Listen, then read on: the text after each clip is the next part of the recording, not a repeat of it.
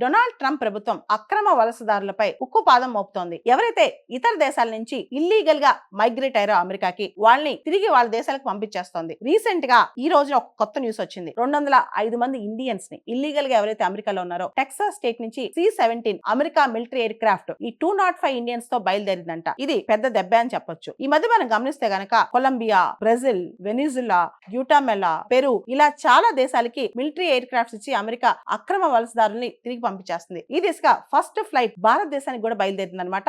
ఈ రోజు ఇది అఫీషియల్ గా కన్ఫర్మ్ అయింది. లాస్ట్ ఇయర్ లెక్కలు కనుక మనం గమనిస్తే దాదాపు అమెరికాకి బార్డర్ అక్రమంగా క్రాస్ అయిన ఇండియన్స్ 3% ఉన్నారంట. మిగతా దేశాలతో కంపేర్ చేస్తే ఇండియన్స్ అక్రమ వలసదారులు చాలా తక్కువ మంది ఉంటారు. కానీ ట్రంప్ ఇల్లీగల్ మైగ్రెంట్స్ విషయంలో మాత్రం ఎటువంటి లీడియన్స్ ఇవ్వబోరని చెప్పి స్పష్టంగా చెప్తున్నారు. అంతేకాదు ఆయన ప్రమాణ స్వీకారానికి వెళ్ళిన జయశంకర్ గారు కూడా ఇదే స్పష్టంగా చెప్పినట్టు తెలుస్తోంది. American secretary of state Marco Rubio Jaishankar garu ఇద్దరు మీట్ అయినప్పుడు ఈ విషయమే ప్రస్తావించినట్టు రీసెంట్ గా Donald Trump Narendra Modi garu phone లో మాట్లాడుకున్నప్పుడు కూడా ఇదే విషయం డిస్కస్ చేసినట్టు, ముఖ్యంగా ఇల్లీగల్ ఇమిగ్రెంట్స్ విషయంలో అమెరికా స్టాండ్ ఏదైతే ఉంటుందో ఇండియా దాన్ని యాక్సెప్ట్ చేస్తుందని అమెరికా భావిస్తున్నట్టు డొనాల్డ్ ట్రంప్ కోరుకుంటున్నారన్నమాట. ఈ సమయంలో డొనాల్డ్ ట్రంప్ గెలిచిన తర్వాత మొట్టమొదటిసారిగా Indian prime minister Narendra Modi గారు అమెరికాకి వెళ్తున్నారు ఈ 12వ తారీఖున. ఆ రోజున ఏ విధమైన చర్చలు జరుపుతారు అంటే, కంపేర్ టు వేరే దేశాలతో కంపేర్ చేస్తే భారతదేశం నుంచి అమెరికాకి వెళ్లే ఇల్లీగల్ మైగ్రెంట్స్ తక్కువ మంది ఉంటారన్నమాట. కానీ వాళ్ళ మీద కూడా ట్రంప్ ఇప్పుడు గట్టిగానే చర్యలు తీసుకుంటున్నారు.